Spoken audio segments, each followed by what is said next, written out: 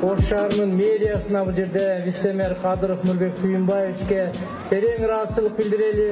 Ордолуу Оштон оомак кетпесин, ар дайым жакшылык болсун, түндүгүбүздөн түтүн булап, ырыбыз доболоп турсун, эгемендин мамлекетибиз тынч, элибиз эсен болсун. Рахмат сиздерге.